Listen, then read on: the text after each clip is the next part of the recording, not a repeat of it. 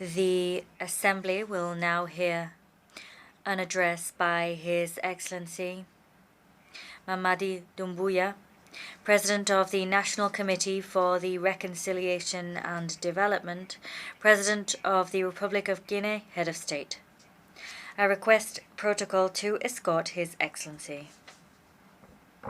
On behalf of the General Assembly, I have the honor to welcome His Excellency MAMADOU DOUMOUYAH, President of the National Committee for Reconciliation and Development, President of the Republic of Guinea, Head of State, and I invite him to address the Assembly.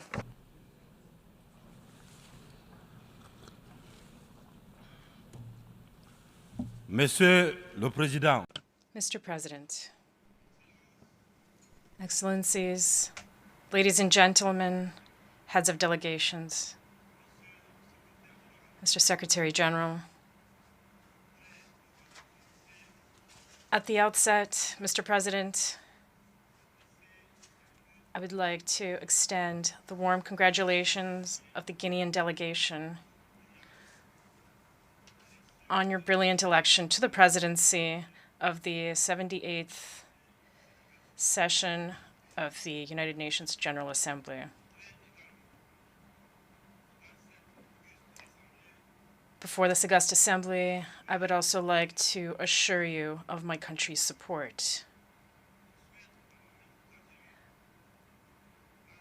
I take this opportunity to also pay a well-deserved tribute to your predecessor, Mr. Shabakorsi of Hungary. To Mr. Secretary General Antonio Guterres, I extend my gratitude for the dedication with which he leads our organization. Mr. President, ladies and gentlemen, in coming to take part in the work of the 78th regular session of the General Assembly, I'm fulfilling a duty, that of conveying the warm greetings of the sovereign people of Guinea. My country continues to place hope in the United Nations to find appropriate solutions to the issues our world continues to face. In this context, Mr. President, we believe that the fundamentals which underpinned the creation of our organization must adapt to the profound changes in our society. The theme of this session, peace, prosperity, progress, and sustainability, is topical, evocative, and deserves particular attention on our part. There is a coup epidemic in Africa. Following the COVID-19 pandemic, the continent has been hit by an epidemic of military putsches, particularly in the French-speaking countries south of the Sahara. Everyone condemns them, sanctions them, is disturbed by the sudden resurgence of this phenomenon that we had thought was a thing of the past, and rightly so. But what I wish to say is that the international community must have the honesty and the rectitude to not content itself simply with denouncing the consequences. Rather, it must look to and address the causes. Coups d'etat have multiplied in Africa in recent years because there are deep-rooted reasons for this. And to remedy the problem, ladies and gentlemen, we must look at these root causes. the putschist is not only the person who takes up arms to overthrow a regime. I want us all to be well aware of the fact that the real putschists, the most numerous, and those who avoid any condemnation, are also those who plot and scheme, who use trickery, who cheat to manipulate the text of the Constitution in order to stay in power eternally.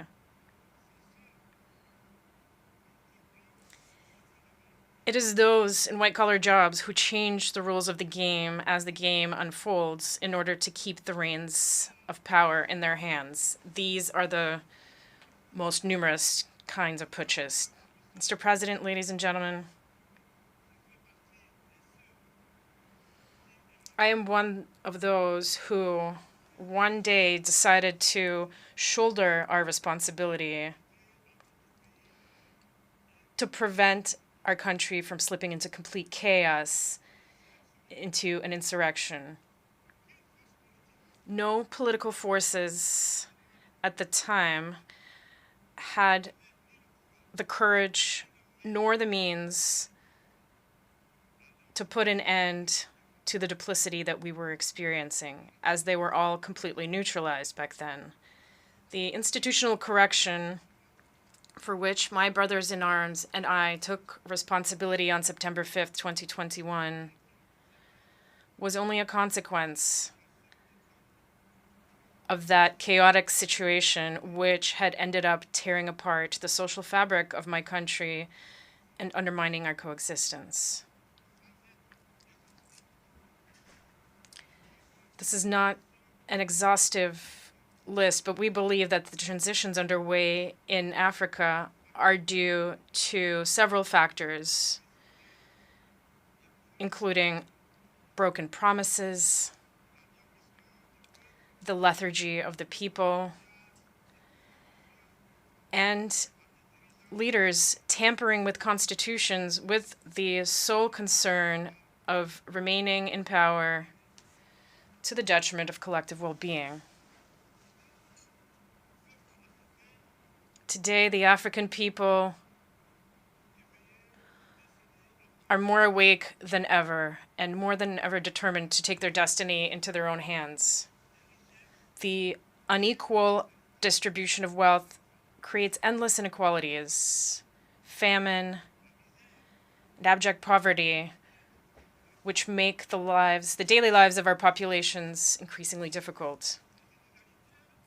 These inequalities are part of the causes for the events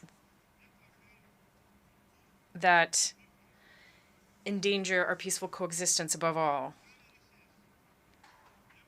When the wealth of a country is in the hands of an elite, while newborns die in hospitals due to a lack of incubators, it is not surprising that in such conditions we are seeing transitions in order to respond to the profound aspirations of the people.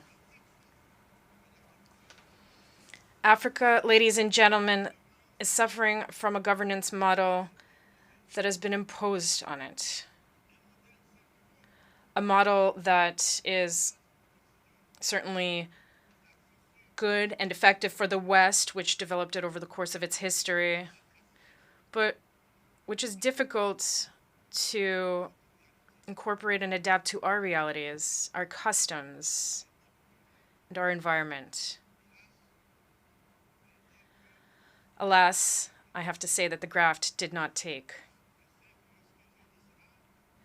I know that when I say this, many will immediately say to themselves, oh, another warmonger who wants to wring the neck of democracy, or another soldier who wants to impose his dictatorship. However, I want to say very clearly, without hypocrisy, without pretense, eye to eye, we're all aware that this democratic model that you have so insidiously skillfully imposed on us after the La Baule summit in France, something you've been imposing almost religiously. This model does not work. Various economic and social indices demonstrate this plain and clear. This is not a value judgment on democracy itself. Believe me, this is just taking stock of the situation. It's a balance sheet. Over several decades of chaotic experimentation with this model in our environment, we can make this observation. This was a period full of nothing but political games. And this, of course, has been to the detriment of what is essential, namely the economy and the local processing of our natural resources. Allow me to take this truth exercise a little further. Through my short but very intense experience of managing a state, Guinea, I have come to better understand the extent to which this model has, above all, contributed to maintaining a system of exploitation and plunder of our resources by others, and a rampant corruption of our elites. National leaders who have often been granted democratic labels based on their acquiescence or their capacity for selling off the resources and the property of their people, or perhaps their ease in giving in to the pseudo recommendations and injunctions of the great powers.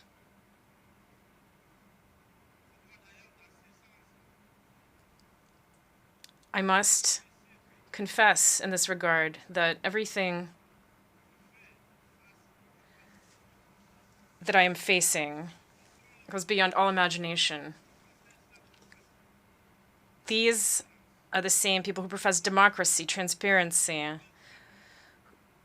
who denounce poor governance and corruption, who dictate the rules. It is they who, behind the scenes, very discreetly and underhandedly, are increasing pressure to make us cede our national wealth through unconscionable leonine contracts. I understand certain leaders and some of my predecessors who, because they possess certain weaknesses, because they were under pressure, or because they had skeletons in their closets, or particularly because they had a political agenda, gave in to what was being asked of them. I understand them, even if I do not approve. In some cases, I was even reminded that if I had a political agenda, I would be less comfortable carrying out the reforms that my government and I are tackling. One thing is certain. We have but one concern, and that is the well-being of the people and living together. This is our priority. This is why the transition I lead has chosen to focus methodically on clear objectives in a precise order: the social, the economic, and the political.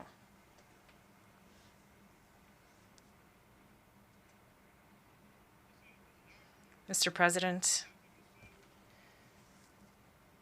ladies and gentlemen, I wear my uniform in service to my people, and I would be grateful if you would respect that oath. An oath to keep ourselves a respectable distance from divisions of all kinds that many attempt to fuel in our countries. The Sahel is undergoing one of the most serious crises in its very long history. But it has the resources that are required to face it. Its legendary sense of diplomacy must be unleashed so that we can speak to each other without interference. It is for this reason that ECOWAS, whose vocation was economic, let's stop getting involved in politics and favor dialogue. The African people are tired, exhausted by the categorizations with which everyone wants to box us in.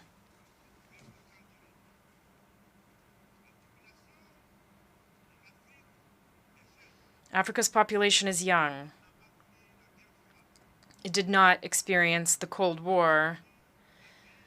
It did not experience the ideological wars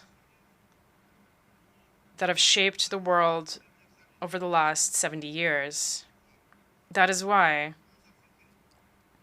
we, Africans, are insulted by the boxes, the categories, which sometimes place us under the influence of the Americans, sometimes under that of the British, sometimes the French, or the Chinese, or the Russians, and even the Turks. We are neither pro nor anti-American. We are neither pro nor anti-Chinese, nor pro or anti-French, nor pro or anti-Russian, nor pro or anti-Turkish. We are simply pro-African, that is all.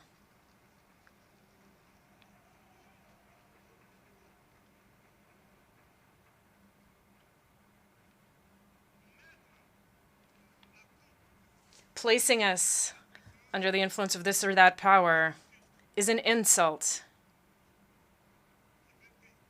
It is contempt and racism towards a continent of more than 1,300,000,000 people. It is important that in this prestigious and influential assembly, we understand clearly and definitively that the era of the old Africa is over.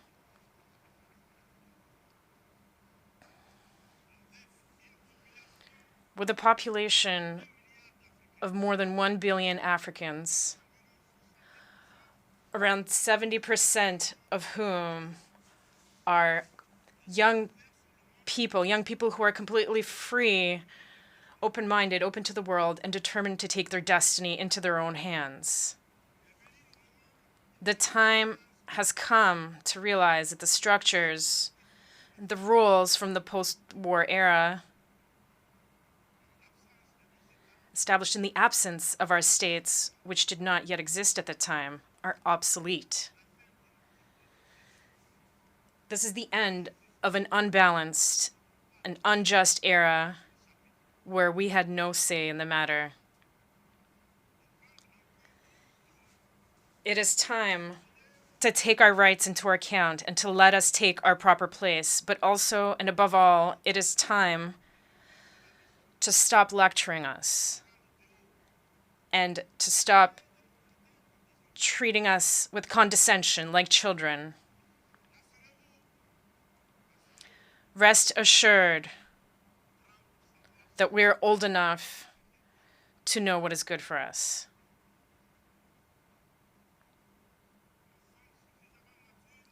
We are mature enough to define our priorities, to design our own models which are in line with our identity, the daily reality of our countries and our populations, in line with what we are, quite simply. We would be very grateful to you if you trust us and let us run our business as you have allowed in certain regions of the world, as you have allowed in Asia, in the Near and the Middle East, to cite only a few. This infantilization that we have experienced has had the worst effects on African youth who are now emancipated. In this context, we are all challenged and called upon to carry out a better analysis of the situation with a view to initiating and pursuing new policies for the benefit of all. The international community must look to Africa with new eyes. It must now engage in genuine cooperation with Africa in a spirit of win-win partnership. I thank you for your attention. Thank you.